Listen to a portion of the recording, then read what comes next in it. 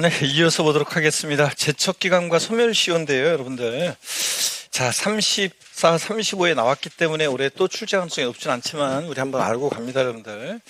제척기간과 소멸시효인데요. 자, 먼저 보시면 어떤 거냐. 제척기간이라는 거 아까 말씀드렸죠?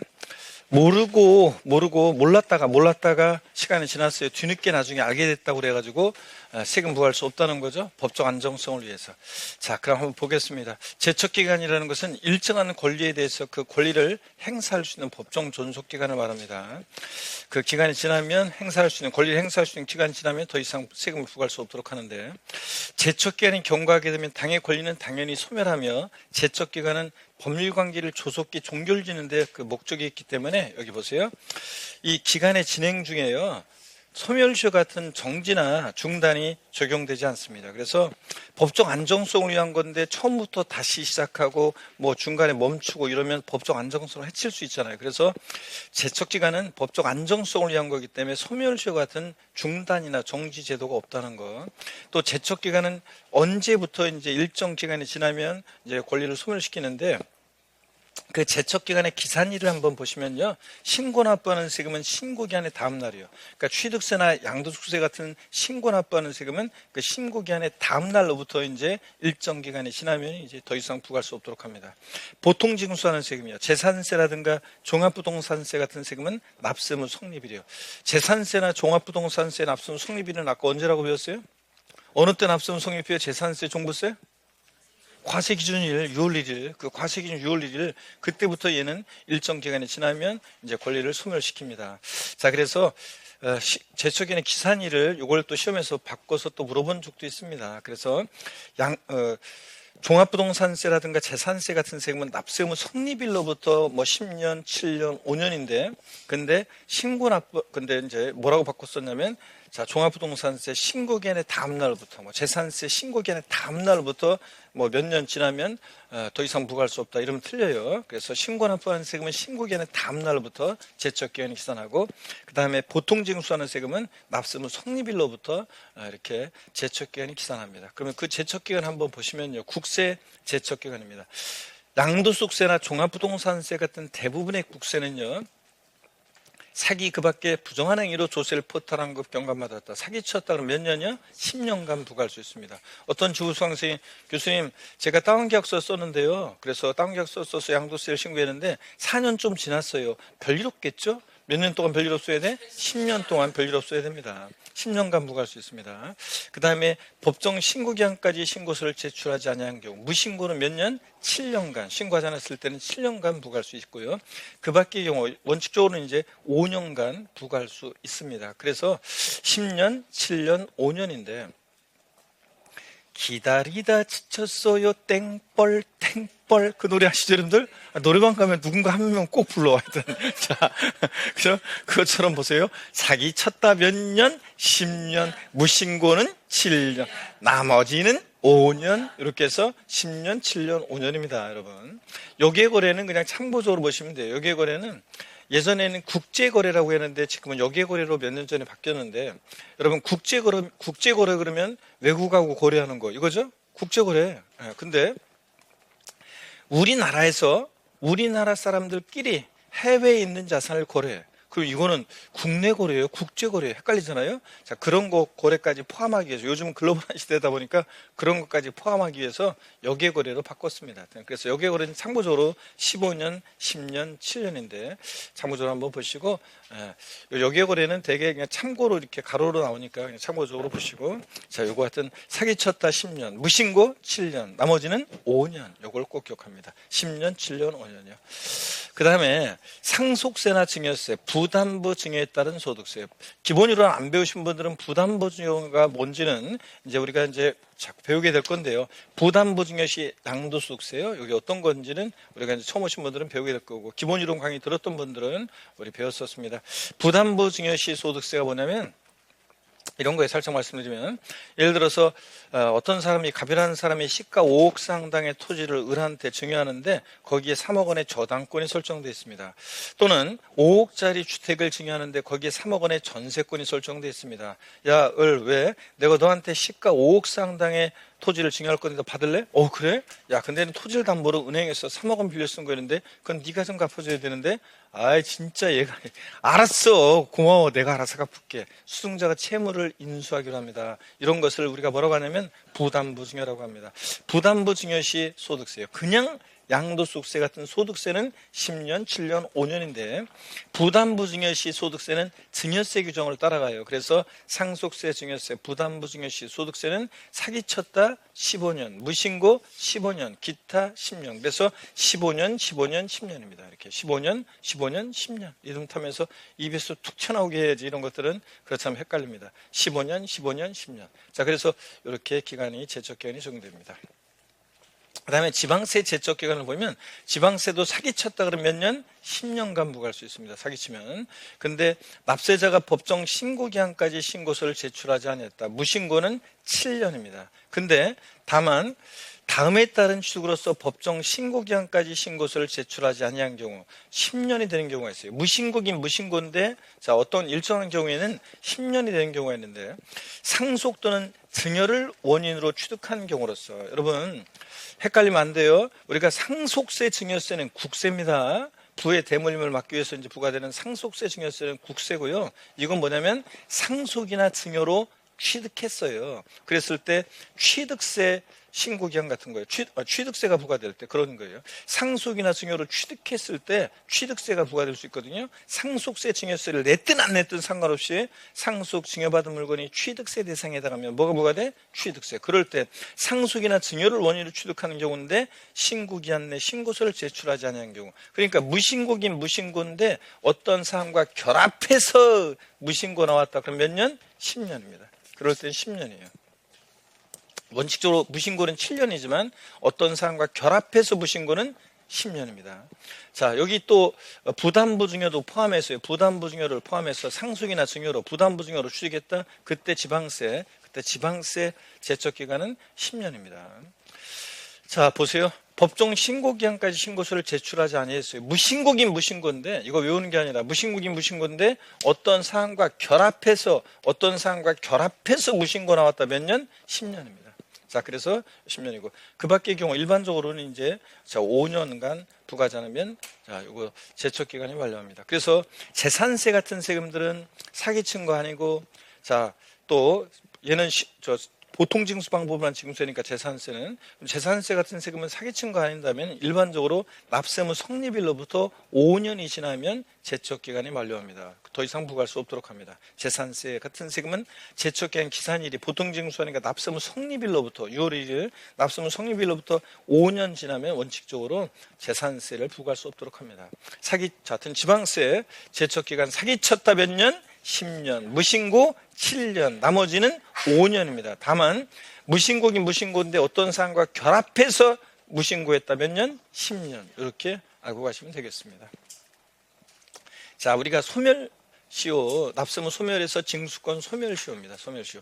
권리 위에 잠자는 자는 보호하지 않는다는 건데 우리가 소멸시효라는 게 보세요. 징수권 소멸시효. 일정한 권리에 대해서 권리자가 당의 권리를 행사할 수 있었음에도 불구하고 일정 기간에 행사하지 않는 경우에 그 권리를 소멸시키는 제도를 말합니다.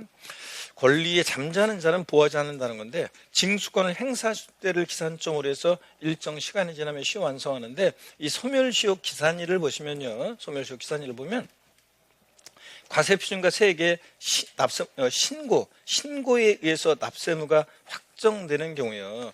우리가 대개 신고 납부하는 세금들 납세무자 신고에서 확정되잖아요. 취득세나 양도세나 이런 세금들. 그럴 때 얘네들은 그 법정 신고 납부기한의 다음날, 그 법정 신고 납부기한의 다음날부터 자, 요거 이제 5년, 10년 이렇게 기간이 지나면 시효가 완성합니다.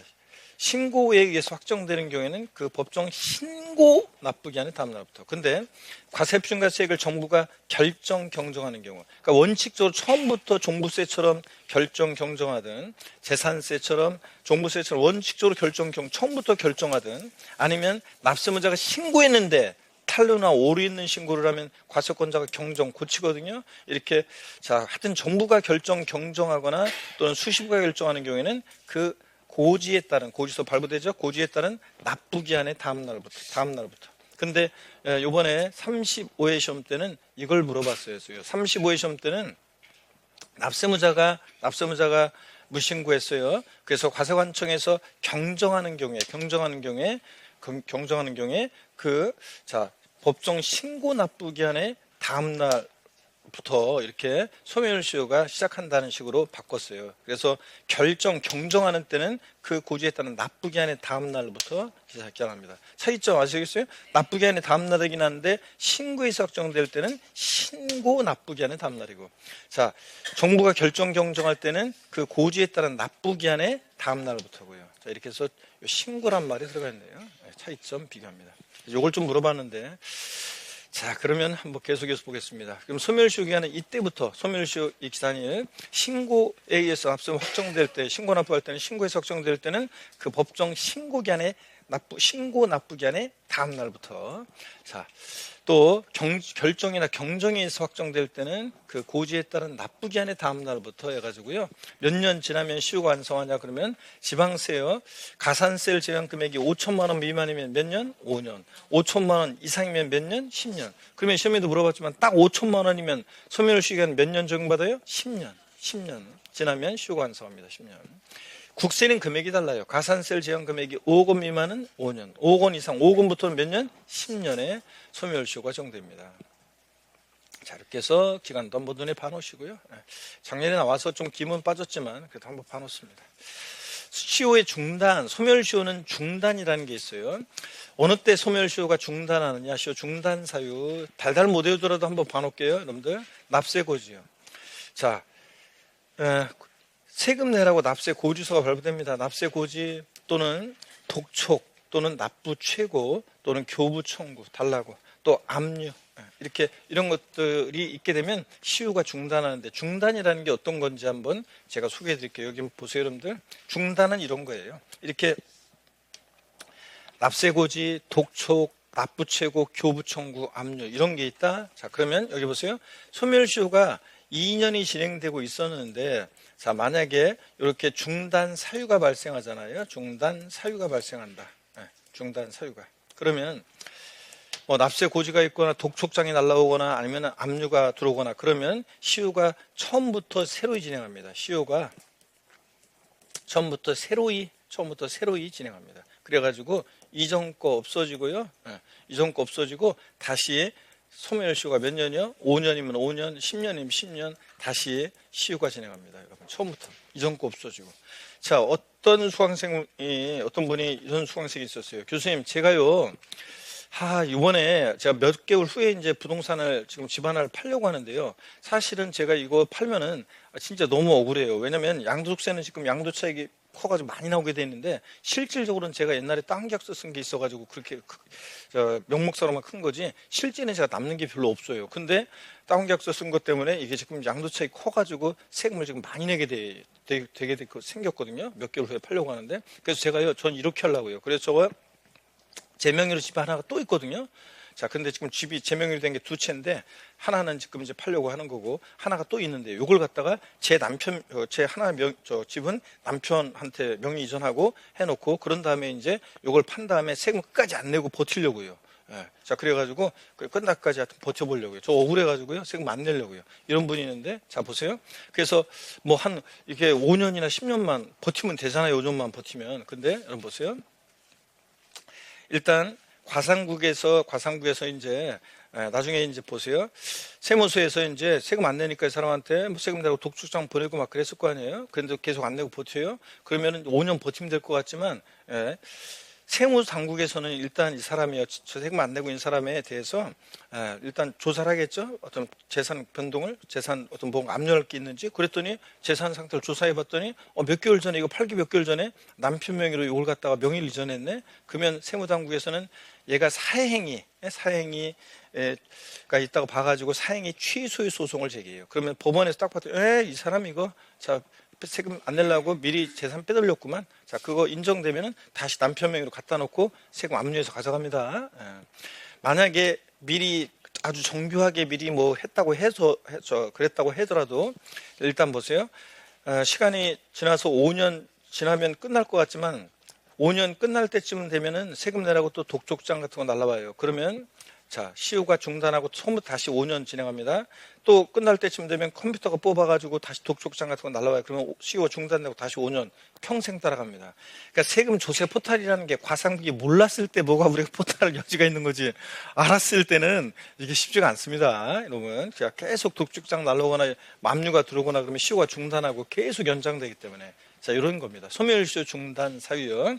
납세고지, 독촉, 납부채고, 교부청구, 압류 이런 게 있으면 소멸시효는 중단하고 처음부터 시효가 새로 진행한다는 거. 한번 중단 사유 정도는 한번 눈여겨봐 놓습니다. 좀 이렇게 한번 세금 내는 액션 있을 때. 시효의 정지요. 자, 정지는 이거 외우는 거 아니에요. 그냥 참고적으로 보는 거지. 분할 납부 기간, 증수의 기간, 찬업수분 유예 기간, 연부연납 기간, 사행위 이거 나왔네요. 사행위 취소 소송을 제기 소송이 진행 중 기간 동안은 소멸시효가 또 정지예요. 그 다음에 채권자 대의 소송을 제기해서 소송이 진행 중 기간, 찬합자가 국외 6개월 이상 계속해서 체류하는 경우에 그 국외 체류 기간 등등, 하여튼 이런 경우에는 소멸시효가 정지하는데 정지는 이런 거예요. 보세요. 만약에 소멸시효가 2년이 진행되고 있었는데 만약에 정지 사유가 발생하잖아요. 그러면 정지 사유가 발생하면 이 정지 기간 동안 정지예요. 그랬다가 이어서 시효가 또 진행합니다. 3년 이런 식으로요. 자, 그래서 5년이면 이런 식으로 해가지고 소멸시효 5년 완성 이런 거거든요. 그러니까 정지는 그 기간 동안의 정지예요. 그랬다가 이어서 진행해요. 중단은 아까 얘기했듯이 중단은 처음부터 시효가 새로 진행하는 게 중단이고요. 자, 이렇게 해서 중단 사유 좀 더 눈여겨보시고 정지 사유 그냥 한번 읽어보시면 돼요. 이런 기간 동안에는 정지한다. 아셨죠? 좋습니다. 자, 그러면 여기까지에 대해서 일단 한번 우리 교재를 통해서 다시 한번 확인해 드립니다. 납세문 소멸, 자, 소멸 사유 제목만 하시면 돼요, 여러분들. 제목만. 세금 납부하면 납부할무 소멸하죠? 충당되어질 만큼 납세문을 소멸합니다. 자, 환급받을세액하고 이번에 납부할세액을 서로 상기함에 따라 소멸한다는 거. 충당되어질 만큼 납세문 소멸합니다. 자, 그리고 부가 취소요. 처음 세금 부과했을 때로 소급해서 샥 없어지죠? 취소, 소멸사유가. 제목만 기억합니다. 제척기간 만료하면 납세문 소멸합니다. 그리고 제척기간이 뭔지 말씀을 드렸고 여기 봅니다. 제척기간에는 소멸시효 같은 중단이나 정지제도가 있다 없다? 없다는 거예요, 여러분. 요거예요, 밑줄이요. 자, 여러분 절 보세요. 질문 드리겠습니다. 압류는 제척기간이 중단하는 사유이다. 다시요. 압류는 제척기간이 중단하는 사유이다. X입니다. 제척기간엔 중단과 정지가 있다 없다? 없습니다. 압류는 소멸시효 중단 사유였지 아까. 그래서 여러분들 압류는 제척기간이 중단하는 사유이다. X예요. 소멸시효 중단 사유지. 제척기간은 중단과 정지도가 없다는 거 밑줄이요. 자, 그리고 국세 제척기간 사기쳤다 몇 년? 10년. 무신고는 몇 년? 7년. 나머지는 5년. 자, 그래서 10년, 7년, 5년 요거. 알아줍니다. 사기쳤다 10년. 무신고 7년. 나머지는 5년. 이렇게.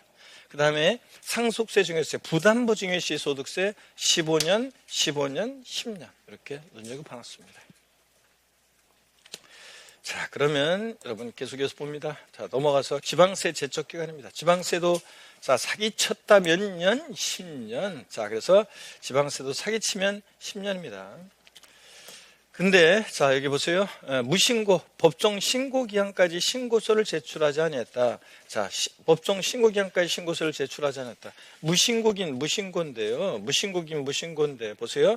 무신고긴 무신고인데 어떤 사항과 결합해서 무신고 나왔다. 어떤 사항과 결합해서 무신고 나왔다. 몇 년? 10년입니다. 어떤 사항과 결합해서 무신고 10년이에요. 그래서 특히 여기 요거는 좀 그냥 한번 봐놓습니다. 상속 또는 증여, 부담부 증여를 원인으로 취득하는 경우로서 상속세 증여세하고 헷갈리면 안 돼요. 상속 증여로 취득했을 때 지방세요. 제척기간. 자, 몇 년이라고요? 이거 10년이에요. 이런 건 10년이라는 거. 그 다음에 나머지 그냥 무신고는 몇 년이다? 7년입니다. 그냥 무신고는 7년이고요. 자, 그 다음에 그 밖의 경우 원칙적으로 5년. 자, 제척기간 정도입니다. 징수권 소멸시 완성, 요것도요, 소멸시 완성. 자, 요것도, 징수권의 소멸시 완성, 소멸사유인데, 권리에 잠자는 자는 보하지 않는다. 자, 그럴 때, 그 소멸시효 기간을 보니까요, 지방세요, 소멸시효 가산세를 제한 금액이 5천만 원 미만 5년, 5천만 원 이상은 10년. 국세는 금액이 달라요. 자, 가산세를 제한 국세 5억 원 미만 5년, 5원 이상 국세는 10년입니다, 여러분들. 이렇게. 자, 봐시고. 그 다음에 작년에는 별표시 하면서 막 외우고 별표시 해드렸었는데 시험에 나왔었고, 지금 신경 쓰지 마시고요. 자, 별표시는 안 해도 되고 봅니다. 중단과 정지가 뭔지 말씀드렸어요. 중단 사유 정도만 한번 눈여겨보고 갑니다. 소멸시효 중단 사유, 납세고지, 독촉, 납부채고, 교부청구, 압류 이 정도요. 정지는 그 기간 동안만 정지합니다. 한번 참고해 보시고 소멸시효 사유에 소멸 사유에 해당하지 않는 거, 부가 철회. 자, 고지서 보냈다가 주소나 영업소가 불분명하니까 고지서 보냈던 것을 거둬들여요. 철회했다가 주소 영업소 확인해서 다시 보내니까 철회 소멸사유 아니고, 납세자의 사망, 죽었다고 모든 일이 해결되는 거 아니고, 법인의 합병 아니라고 그랬습니다. 여기다가 하나만 더 추가한다 그러면, 그렇죠? 결손 처분 하나만 더 추가합니다. 자, 이런 것들은 자, 납세무 소멸사유가 아니라는 거. 자, 됐습니다. 그 다음에 제척기간과 소멸시효 비교해서 형성권이 뭐 청구권 이런 거 몰라도 됩니다. 그냥 여러분 여기만 좀 보세요. 제척기간에는 중단과 정지도가 없고 법적 안정성을 위한 거니까. 근데 소멸시효에는 중단과 정지도가 있다는 거 한번 눈여겨보시고요. 나머지는 됐습니다. 소급표 유무 이런 것까지 몰라도 돼요. 나머지는 안 보셔도 되고요. 자, 그 다음에 제척기간 기산일. 자, 아까 말씀드렸습니다. 우리가 제척기간의 기산일, 신고 납부하는 세금은 신고기간의 다음날. 자, 재산세처럼 종부세처럼 보통 징수하는 세금은 납세무 성립일로부터 자 10년, 7년, 5년 기산하고, 소멸시효 기산일은 납부기한의 다음날 돼 있는데 좀 더 세분화해서 말씀을 드리면 이것을 납세의무자 신고에 의해서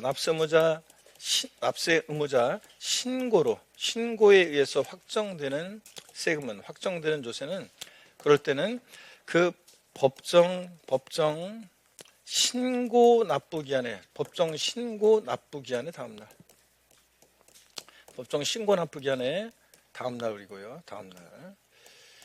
자, 그 다음에부터 기산하고, 그 다음에 과세관청 과세권자의 과세주체, 과세권자의 결정, 또 경정, 과세권자가 세금 계산하거나 납세문자 신고했는데 잘못 신고한 거 고치거나 경정하거나, 자, 수시부하거나 이렇게 결정, 경정에 의해서 등에 의해서 확정될 때는, 자, 그럴 때는 요거는 그 고지에 따른, 그 고지서 발부됐을 텐데 고지에 따른 납부기한의 다음날, 그 납부기한의 다음날 이렇게 해놓습니다. 자, 이렇게 해서 좀 구체적으로 하면 이렇습니다. 한번 이걸 알고 있는지 물어본 건데 또 나올 가능성이 높지는 않고요. 그냥 한번 이렇게 적어놓고 갑니다. 이렇게. 자, 그래서 35회 시험 때는 이걸 이렇게 물어봤었고요. 두 개를 물어본 거고. 자, 그 다음에 기한원 신고, 수송 신고인데요. 기한원 신고, 수송 신고는 시험에 한 번도 안 나왔어요, 최근에. 그래서 기한원 신고, 수송 신고는 그냥 제가 화면을 통해서 어떤 건지 살짝 한번 말씀을 드릴게요. 기한원 신고. 자, 어떤 건지. 요거 못 적으신 분? 자, 적으셨나요? 이렇게. 자, 그러면 기한원 신고, 수송 신고는 안 중요해요. 근데 이제 한번 혹시나 해서 한번 보고 가자는 건데, 뭐 다음 순환에 이거는 봐도 되는 거고, 신고 납부기한이 지났는데도 뒤늦게 신고하는 게 기한원 신고고, 납세문자 신고했는데 잘못 신고한 거 고치는 게 수송 신고예요. 그래서 한번 편하게 봅니다. 기한원 신고, 수송 신고요. 자, 기한원 신고라는 것은 법정 신고기한 내 신고서를 제출하지 아니한 자가, 자, 신고기한 하루만 딱 지나도 가산세잖아요. 근데 뒤늦게라도 신고를 해주면 조세 포탈 우려 가능성이 줄어들고, 또 과세권자가 다시 세금 계산해서 고지서 보내기 전에 신고했으니까 행정력도 낭비되고, 그래서 낭비도 줄일 수 있고, 그래서 혜택을 주겠다는 건데, 자, 기한후 신고는 어떤 자가 할 수 있냐? 법정 신고기한 내에 신고서를 제출하지 아니한 자가, 신고기한 내 신고서를 제출하지 아니한 자가 하는 게 기한후 신고고요. 수송 신고는 신고기한 내에 신고를 했어요. 제출한 자인데 과소신고한 자가, 나 지난번에 적게 신고했는데 뒤늦게 자수해서 광명 찾는 게 수송 신고고요. 언제까지 할 수 있냐? 기한후 신고나 수송 신고나 과세권자가 세금 계산해서 고지서 날라오기 전까지 할 수 있어요. 고지서 받아버린 다음에 나 오늘 오후에 기한후 신고하려고 했는데 다 이럴 거 아니에요. 그래서 결정 통지 전까지. 수동신고는 경정 통지 전까지, 고지서 날아오기 전까지 할 수 있습니다. 기한후 신고서를 제출한 자로서 납부할責임자는 그 세액을 납부해야 한다. 읽어보시는 거고, 그 다음에 기한후 신고하게 되면요, 기한후 신고하게 되면 혜택을 주는데, 법정 신고기한 지나서 1개월 내 기한후 신고하면 무신고가산세 50% 감면해 줍니다. 원래 무신고가산세 20% 적용되는데 무신고 납부세액이 20%인데 거기에 절반 깎아주니까 10%만 적용된다는 얘기죠. 1개월 내 기한후 신고하면 이거 50% 감면. 자, 만약에 1개월 초과 3개월 내 기한후 신고에 따르면 무신고가산세 30% 감면. 그 다음에 3개월 초과 6개월 내 같으면 무신고가산세 20% 감면. 50, 30, 20% 감면해 줍니다. 자, 그 다음에 수동신고는 신고기한 지나서 1개월 내 수동신고에 따르면 적게 신고한 것에 대한 과소신고가산세 90% 감면, 1개월 초과 3개월 내 같으면 75% 감면, 과소신고가산세 이런 식으로요. 6개월 내 같으면 50% 감면, 과소신고가산세 이런 식으로 돼 있어요. 한번 쭉 해가지고 1년 6개월 초과 2년 내 같으면 10%까지 쭉 감면해 주는데 달달 다 외울 건 아니고 위에 있는 것들을 한번 이렇게 봐놓습니다. 둘 다요. 중요한 것은 기한후 신고나 수동신고나 신고에 관한 거기 때문에, 신고에 관한 거라 납부지연 가산세는 감면해 준다 안 해준다? 안 해줍니다. 그래서 시험에서 법정 신고기한이 지난 후 1개월 내 기한후 신고한 경우에 무신고가산세 및 납부지연가산세 100분의 50을 감면한다. OX예요. X입니다. 자, 납부지연가산세는 감면해 준다 안 해준다? 안 해준다. 신고에 관한 거니까, 기한후 신고는 신고기한에 신고하지 않은 거니까 무신고가산세 적용될 때 무신고가산세 50% 감면해 주는 거고, 수동신고는 적게 신고한, 과소신고한 것에 대한 과소신고가산세 감면해 줍니다. 1개월 내 90% 감면, 1개월 초과 3개월 내 75% 감면, 자, 6개월 내 50% 감면, 이런 식으로 감면해 줍니다. 한번 눈여겨보고 납부지연가산세 감면 안 해준다는 것만 잘 기억합니다. 자, 그 다음에 기한후 신고서를 제출한 경우 지자체장은 지방세법에 따라 기한후 신고일부터 3개월 내에 그 과소신고세액을 결정하고 신고인에게 통지해 줘야 되고요. 한번 읽어보시고요. 여기 보세요, 여러분들. 양도소득세 예정신고 기한 내에 무신고하거나 과소신고를 했어요. 자, 근데 다음 연도 5월 달에 확정신고 기한까지 신고하거나 수성신고한 경우에, 자, 그 예정신고 불성실에 대한 무신고 과소신고가산세 50% 깎아줍니다, 여러분들. 아직 처음 본 분들은 양도세 예정신고 납부, 확정신고 납부가 뭔지 안 배운 분은 그냥 신경 쓰지 마시고, 기본 이론 강의 들었던 분들은 양도세 예정신고 기한 내에 신고 안 했어요, 또는 과소신고했을 때 다음 연도 5월 달에 확정신고나 수동신고를 하게 되면 이렇게 무신고 과소신고가산세 50% 깎아주는 혜택이 있다는 거 한번 눈여겨봅니다, 여러분들. 그래서 이거 이런 거라는 거. 자, 이거 기본이론 강의 들었던 분들은 예정신고, 확정신고는 남남이라고 그랬어요? 아니면 뭐 어떤 관계예요? 제가 어떤 관계인지. 이거 남남인데 완전 남남은 아니고 동문수학과는 짝이다, 이런 얘기 들었는데, 어떤 얘기인지 다 까먹으셨구만. 참고적으로 한번 볼게요. 처음 오신 분들은 그냥 참고고, 한번 그런 걸 한번 들어보고, 공부했던 분들은 우리가 양도소득세를 예정신고 기한 내에 예정신고를 불성실합니다. 양도세 예정신고는 양도일이 속하는 달의 말일로부터 2개월이잖아요. 불성실합니다. 근데 다음 연도 5월 달에 확정신고 기한은 양도일이 속하는 과세기한의 다음 연도 5월 1일부터 5월 31일까지잖아요. 이 5월 달에 확정신고를 했습니다. 이행했어요. 그랬을 때 예정신고를 불성실한 경우에도 확정신고를 이행한 경우에는 다음 연도 5월 달에, 그러면 예정신고, 양도일이 속한다 말일부터 2개월 내에 예정신고 납부 불성실에 대해서 가산세를 적용한다 그랬어요, 안 한다 그랬어요? 가산세는 적용한다 안 한다? 적용한다 그랬습니다. 다음 연도 5월 달에 확정신고를 하더라도 예정신고 불성실에 대한 가산세는 적용됩니다. 남남이라고 그랬잖아요. 남남인데 다만 완전 남남은 아니고 동문수학과는 짝이다 그랬잖아요. 예전에 오프라인에 수강생들 막 예전에 빽히 있던 시절에 인강 이런 거 거의 없을 때, 이제 인강 없을 때 오프라인에서만 공부하고 그럴 때 그냥 수강생들 빽 앉아 있는데 자리 싸움 막 치열했다고 그랬잖아요. 막 오픈런, 학원 문 열기 전까지 기다리고 있다가 학원 딱 문 열면 팍 뛰어가지고 막 하고 그랬었는데, 그 자리도 자기가 맨날 앉던 자리에 다른 사람이 앉고 그러면 기분 팍상하게 해가지고 어떤 수강생은 공부가 안 된대요. 그냥 계속 그 수강생 뒤통수만 보인대요. 그냥 내 자리에 앉아가지고 진짜 아유 진짜 공부 안 된대. 계속 뒤통수만 보고 욕만 한대. 욕만 계속 하다가 수업 딱 끝나면 다음날 이제 해가지고 다음날 일찍 와가지고 그 자리에 딱 앉아있죠. 그랬더니 그 다음 그 수강생이 뭐야 내가 여기부터 이제 앉으려고 그랬는데 다른 사람이 앉아있네. 또 그 수강생도 그 수강생 뒤통수만 보고 에이 진짜 해가지고 다음날 또 더 빨리 와. 더 빨리 오고 그러다 보니까 학원 오픈런 학원 문도 열기 전에 줄 서서 있다가 학원 문 딱 열면 우르르 가가지고 자리 탁 잡고 막 이런 거 이렇게 하고 그랬거든요 예전에. 그랬을 때 어떤 중년의 남녀 수강생이 그날따라 짝이 돼가지고 앉았는데 그냥 그날따라 둘이 뭐 쏙닥대면서 막 분위기 좋길래 내가 수업하다말로 장난으로 둘이 어떤 관계예요? 그랬더니 깜짝 놀라면서 아무 관계 아니라 펄쩍 뛴 얘기 해드렸잖아요. 아무 관계가 아닌 건 아니죠. 자, 남남이긴 한데 예정신고 불성실에요. 다음 연도 5월달에 확정신고 불이행하면 예정신고 불성실에 대한 가산세는 적용돼. 다만 완전한 남남은 아니고 동문사업과는 짝이다 보니까 예정신고 불성실했는데 다음 연도 5월달에 확정신고를 하면 예정신고 불성실에 대한 이 무신고 과소신고 가산세 요거 몇 프로 깎아준다고요? 50% 감면해 줍니다. 그래서 무신고 가산세 원래 20%인데 거기에 절반 깎아주니까 10%만 적용되고 과소신고 가산세 10%인데 거기 절반 깎아주니까 5%만 적용된다고 그랬잖아요. 그래서 여러분들이 부동산을 팔면 반드시 양도일이 속하는 달에 말일부터 2개월 내에 예정신고 납부해야 돼요. 자, 근데 혹시라도 못했을 때는 다음 연도 5월 달에 확정신고라도 해야지 그나마 가산세 좀 절반을 깎아준다 그런 얘기를 했습니다. 그래서 그나마 그래도 세금 부담을 줄일 수 있다.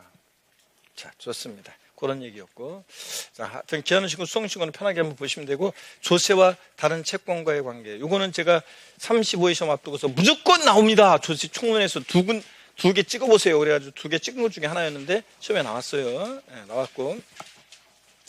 그러니까 올해는 또 나올 가능성이 높지는 않습니다. 자, 여기 보세요. 올해 또 나올 가능성이 높지는 않은데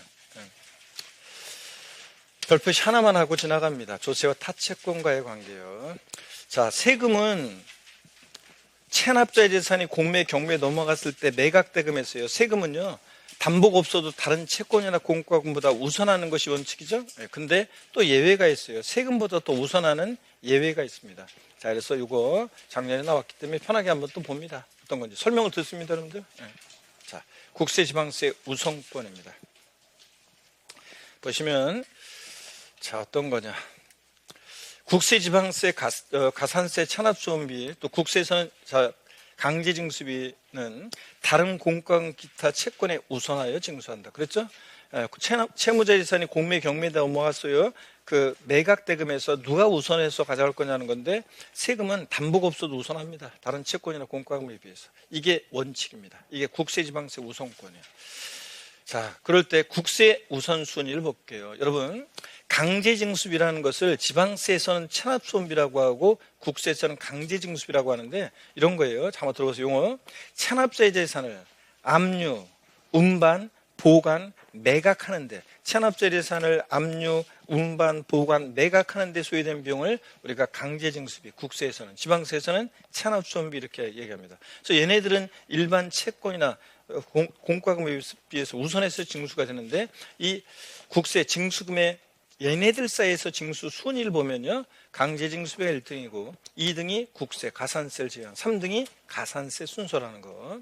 그 다음에 지방세 징수금의 징수 순위요. 얘네들은 담보가 없어도 일반 채권이나 공과금보다 우선해서 징수가 될 때 이 징수금의 사이에 얘네들 사이에 우선 순위를 보면 체납소음비 1등, 2등이 지방세, 가산세를 제외한 지방세 2등이고요.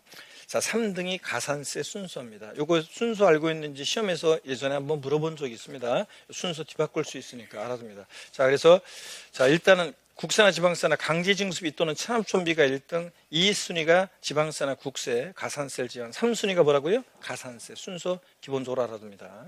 자, 그 다음에 조세들 상호간에는 어떤 게 우선하느냐 그러면 담보된 조세가 1등이고요. 담보자 반환 조세. 2등이 압류한 조세고요. 3등이 달라고 교부 청구한 조세 순서로 순서가 정해집니다. 자, 담보라는 게 뭐냐면 납세 담보라고 그래가지고요. 여러분 제가 쉬는 시간에 예를 들어서 예를 들어서 한 500억짜리, 300억짜리 제가 건물을 상속받게 됐다는 그런 또는 증여받게 됐다는 연락을 받게 됐어요. 그러면 제가 다음 시간에 여기 딱 들어가서 쉬는 시간에 그런 연락을 받았어요. 한 300에서 500억짜리 되는 건물을 상속받겠다는 또는 증여받겠다는 연락을 받았어요. 그러면 바로 다음 시간에 제가 여기 급한 마음으로 올라와가지고 여러분 저기 죄송합니다. 제가 오늘부터 이제 강의를 못 할 것 같아요. 자, 가버려. 짐 싸갖고. 그러면 비양심이지. 제가 300억이 생기고 500억이 갑자기 생겼어도 강의 이번 시험까지는 강의는 책임집니다. 이번 시험까지 여러분 시험 볼 때까지는 강의는 책임지고 그죠? 하기로 했으니까 여러분 책임져야지. 그런 다음에 이제 가을부터 시험 끝나면 강의를 뭐하러 여러분들. 자, 그냥 그때부터는 이제 편하게 이제 저는 뭐 더 이상 더 욕심도 없고 그냥 그거 이제 세줘가지고 건물 세 받으면서 이제 그냥 편하게 놀고 다녀야지 여러분들. 자, 그런데 여러분 보세요. 당장 300억이나 500억짜리 건물을 상속이나 증여받게 되면 세금은요. 세금은 일단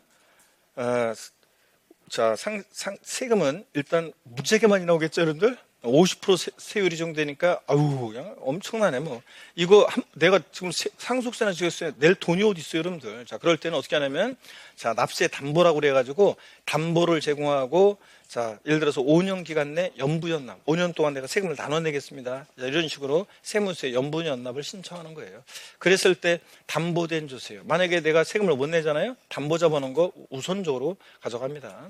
그 다음에 압류한 조세. 그 다음에 두 번째로 압류한 조세가 2순위고요. 조세를 상호간에 우선하는 게. 그 다음에 달라고 교부총관 조세 순서가 정해집니다. 시험에 한번 나왔어요. 정답지문으로. 압류한 조세는 납세에 담보 있는 조세에 우선하여 징수한다. X입니다. 압류한 조세가 담보인 조세 징수한다고요? 아니에요. 자, 그래서 어떤 수강생분이 저한테 교수님 그거 있잖아요. 담합교. 자, 그래서 조세를 상환에 어떤 게 우선하느냐? 담합교. 담보된 조세 울트 우선하고 2등이 압류한 조세, 3등이 교부청구한 조세, 담합교 순서로 순위가 정해집니다. 아셨죠? 담합교. 그 다음에 국세지방세 우선권이에요. 세금 보다 더 우선하는 것들이 있어요. 자, 어떤 것들이 더 우선하느냐? 직접 경비 우선 그래가지고 공익비용의 우선, 학자들이 쓰는 표현인데 강제집행, 경매 또는 파산 절차에 의한 재산 매각에 소요된 비용은 일반 세금, 체납소금비, 강제징수비에 우선한다. 그러니까 무조건 최고 1등이에요. 이게 왜 공익비용이라는 표현을 쓰냐면요. 여러분, 왜 공익비용이라는 표현을 쓰냐? 이 재산이 매각이 돼야지 누구라도 한 푼 가져갈 거 아니에요. 그러니까 채권자 모두의 공통의 비용이기 때문에 강제집행 절차에서 재산의 매각에 소요된 이 비용이 무조건 1등이에요. 채권자 모두의 공통 비용이라 공익비용이라는 표현을 쓰는데 학자들이 재산 매각에 소요된 비용은 최고 1등입니다. 무조건 세금이라든가 이런 것보다 어떻게 한다? 우선합니다. 강제집행 절차에서 재산 매각에 소요된 비용이 무조건 1등이고 그 다음에 요건 참고적으로 한번 보세요. 먼저 집행 치고 들어간 지방세나 공과금에 붙어있는 체납소원비 또는 국세 같으면 강제징수비가 우선한다는 건데 원래 지방세나 국세는 순위가 같아요. 동순위예요. 자, 순위가 같아요. 지방세라고 우선하고 국세라서 우선하고 그런 거 아니에요. 아까 얘기했듯이 국세와 지방세는 지방세와 국세는 동순위예요. 순위가 같아요. 순위가 같은데 동순위인데. 근데 아까 그 조세들 상호간에 어떤 게 우선하냐? 담합교.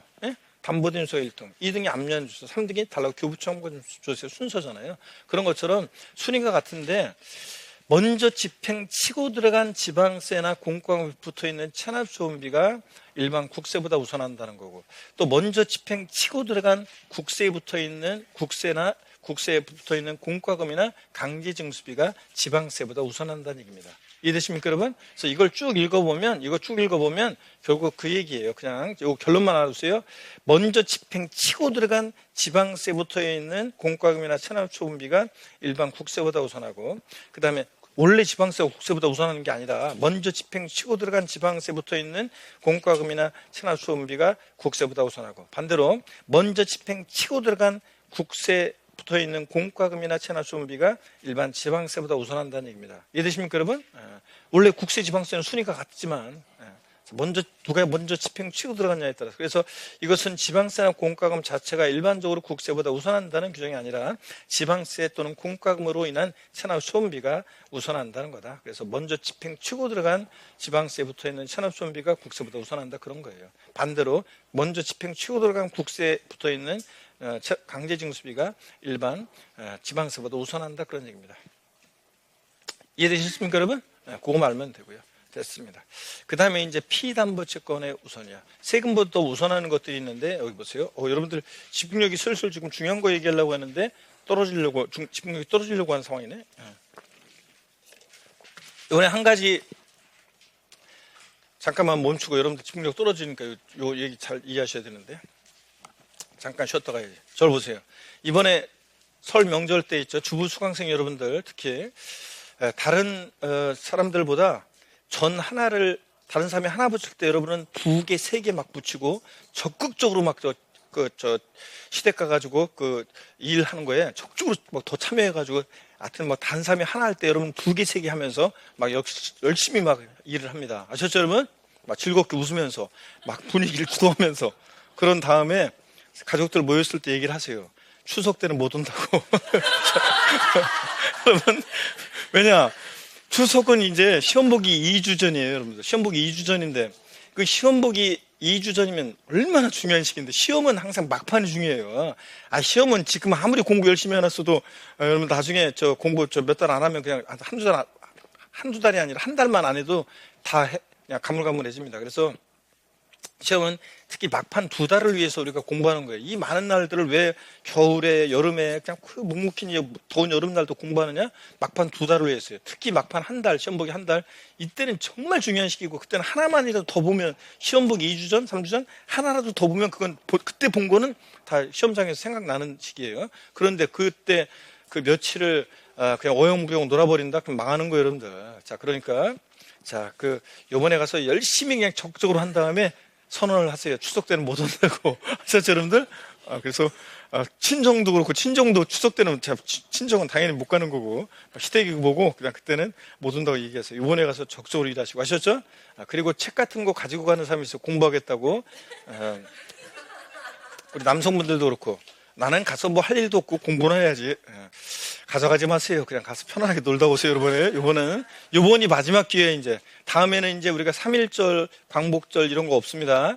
3.1절이고 광복절이고 우리가 합격을 해야지 3.1절이고 광복절이지, 만약에 떨어지면 암흑의 시대입니다. 그러니까 아셨죠, 여러분들? 즐겁게 노시고. 특히인데 다만 지금 늦게 오셔가지고, 지금 특히 1월 달에 새로 오시고 중간에 합류하셔가지고 늦게 오셔가지고 아직 지금 공부가 기본 강의 이런 강의 같은 것도 안 돼 있고 좀 이런 분들 있죠. 이런 분들 또 인강 수강생들, 인강 밀려 있는 분들, 이런 분들은 이번 명절 때 밀려있는 인강을 부지런히 듣고 따라오시기 바랍니다. 아셨죠, 여러분들?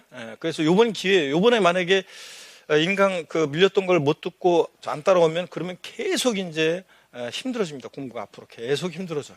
그러니까 반드시 이번 기회를 잘 살리고, 늦게 온 청춘들, 특히 이쪽 분들 잘 활용하시고요. 그 다음에 이제 이쪽에 공부 계속 수업 들어왔던 분들은 편하게 쉬세요, 여러분들. 나중에 우리가 막판을 위해서 편하게 쉬시고. 자, 여기 보세요. 국세지방세 우선권의 예외에 첫 번째, 강제집행 절차에 소요된 매각비용은 무조건 최고 1등이고, 이런 것들. 그 다음에 이제 여기 보세요. 피담보채권의 우선. 피담보채권이 뭔지 모르신 분은 지금 편하게 또 한번 보시고요. 법정기일 전에, 법정기일이 뭐냐면요. 조세 채권과 세금하고 저당권, 질권, 전세권 등에 의해서 담보되는 채권, 우리가 뭐라고 합니까? 피담보채권이라고 해요. 저당권, 전세권, 질권 등에 담보되는 채권을 피담보채권이라고 하는데, 요거하고 세금하고 우선 여부를 정하는 날을 법정기일이라고 합니다. 법정기일 전에 설정된 전세권, 질권, 저당권 등에 담보되는 채권이 일반 지방세, 국세요. 양도소득세나 취득세 같은 일반 국세나 지방세보다 어떻게 한다? 우선해서 변제가 됩니다. 우선해서 가져가요. 다만 체납소음비 또는 강제징수비보다는 우선하지 못하고요. 그럼 여기 보세요. 이 법정기일, 다시요. 법정기일이라는 것은 조세 채권과 저당권, 질권, 전세권 등에 담보되는 피담보채권 사이의 우선 여부를 정하는 날인데, 신고 납부하는 세금은 법정기일이 신고일이고요.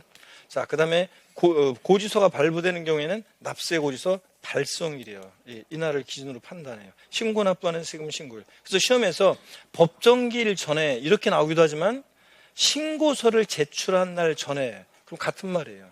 신고서를 제출한 날 전에 그러면 그게 법정기일 전 이 말이에요.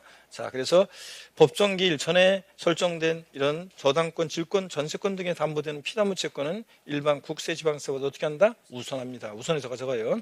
다만 근데 체납초음비 또는 강제징수보다는 우선하지 못합니다. 하여튼 법정기일 전에 자, 전세권, 저당권 등에 설정됐을 때 피담보채권은 일반 세금보다 우선 변제된다는 거.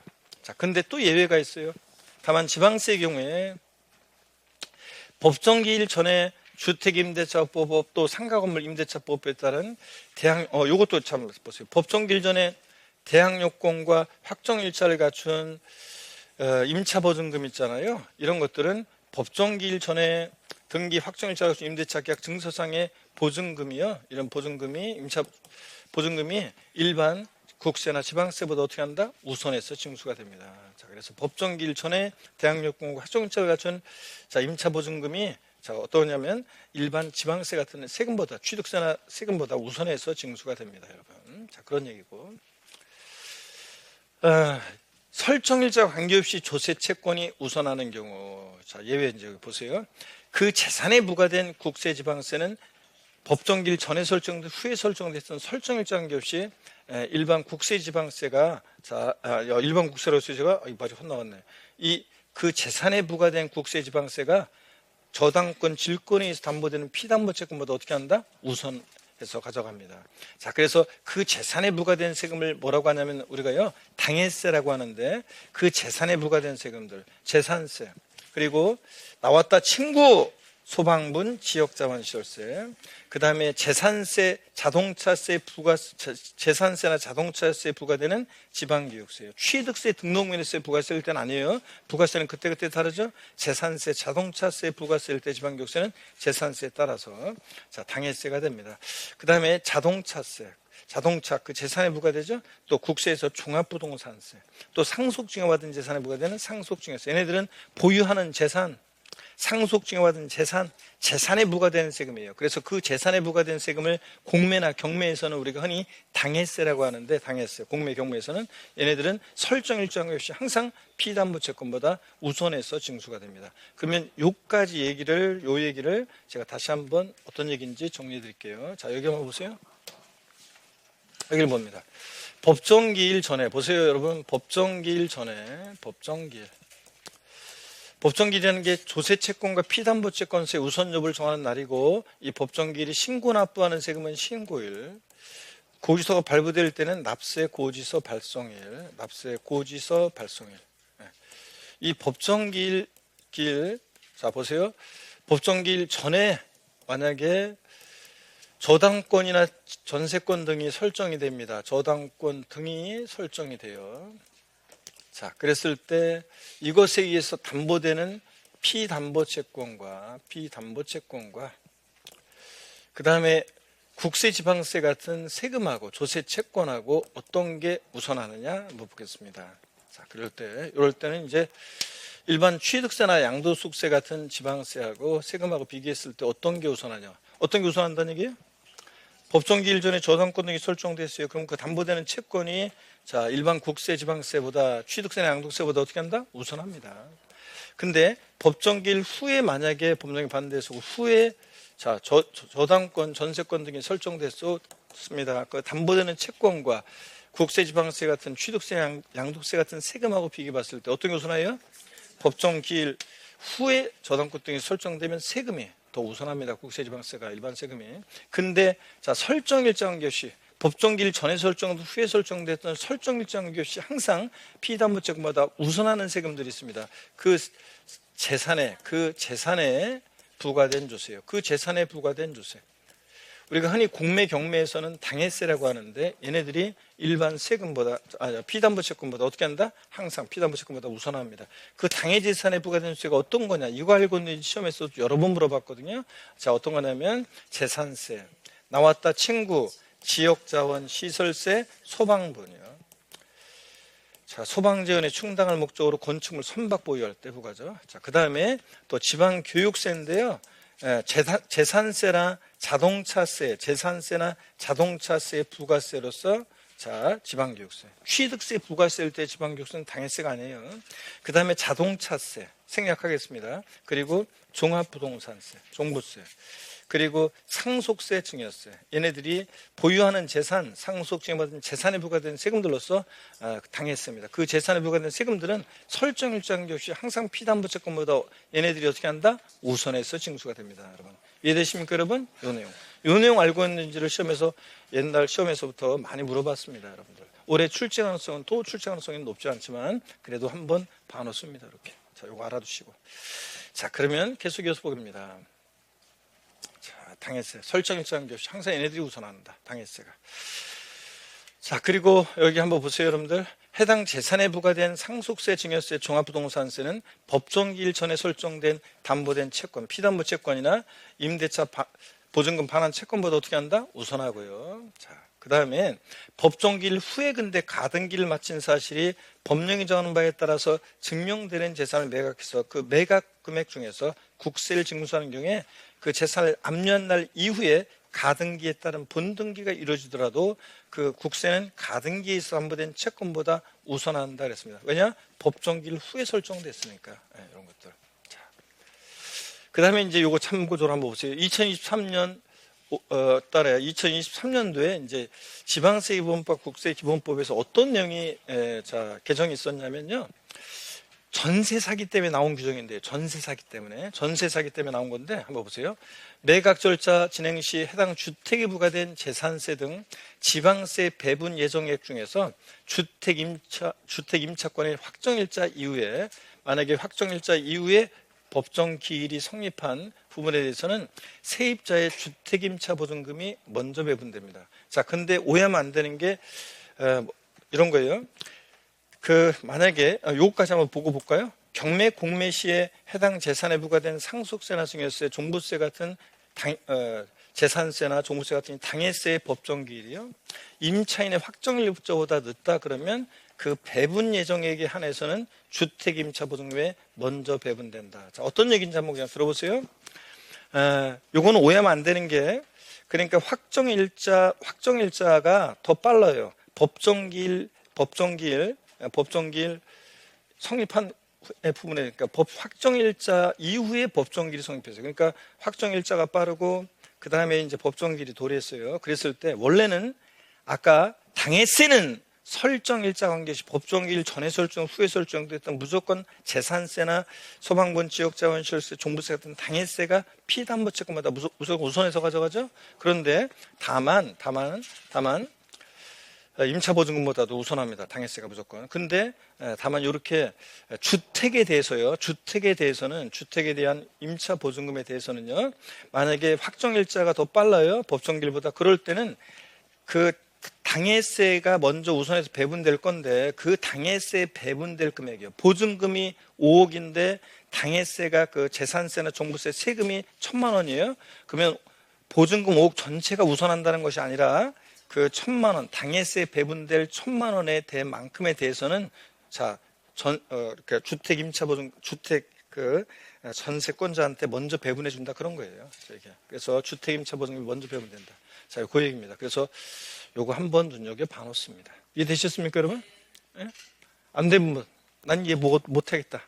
자, 원래는 당해세가 재산세가 설정일자 시 무조건 재산세나 종부세 같은 세금이 임차 보증금이나 이런 거보다 먼저 가져가요. 근데 주택에 대한 거 상가 아니고요. 주택에 대해서요. 법정 기일이 더 늦어 확정일자가 더 빨라. 그런 경우에 당해세, 재산세나 종부 보증금 전체가 아니라 보증금이 5억인데 당해세에 배분될 금액이 1,000만 원이면 그만큼에 대해서만 원래는 국가에서 먼저 가져가는데 지자체 먼저 가져가는데 그러지 않고 그만큼에 대해 당해세 배분될 금액에 대해서만큼은 그 전세 임차 보증자에 먼저 배분해 준다 그런 얘기입니다. 주택 임차 보증금에. 그런 얘기고. 소액주택 임차보증금의 우선. 여기 보세요, 여러분들. 예. 자, 우리가 우선변제 소액임차보증금 중개사법에 배우죠? 이 우선변제 소액임차보증금 각 지역마다 수도권 박 얼마 있잖아요. 그 배우는 우선변제 소액임차보증금은 일반 국세지방세보다 우선해요. 근데 얘네들도 강제징수비 또는 체납준비보다는 우선할 수 없고요. 하여튼 우선변제 소액임차보증금이 국세지방세보다 우선한다. 상가도 똑같아요. 상가도 우선변제 소액임차보증금이 이렇게 일반 국세지방세보다 우선합니다. 근데 강제징수비 또는 체납준비보다는 우선할 수 없고요. 자, 그 다음에 임금채권의 우선 한번 이것도 편하게 보세요. 자, 우리가 최종 3개월분 임금채권, 근로자 가정의 최저 생계를 위한 거죠. 월 임금이 100만 원씩인데 총 임금채권이 1000만 원이면 300만 원. 최종 3개월 임금채권은 일단 세금보다 무조건 우선합니다. 또 퇴직금, 재보상금 이렇게 최종 3개월분 임금채권이나 퇴직금이나 재보상금은 국세지방세보다 어떻게 한다? 우선합니다. 물론 강제징수비, 체납준비보다는 우선할 수 없고요. 이런 것들. 근데 일반 임금채권 최종 3개월분을 제외한 나머지 임금채권은 어떻게 되냐는 건데 이거를 쭉 읽어보면 결국 쭉 읽어보면 이거예요. 피담보채권을 따라다녀요.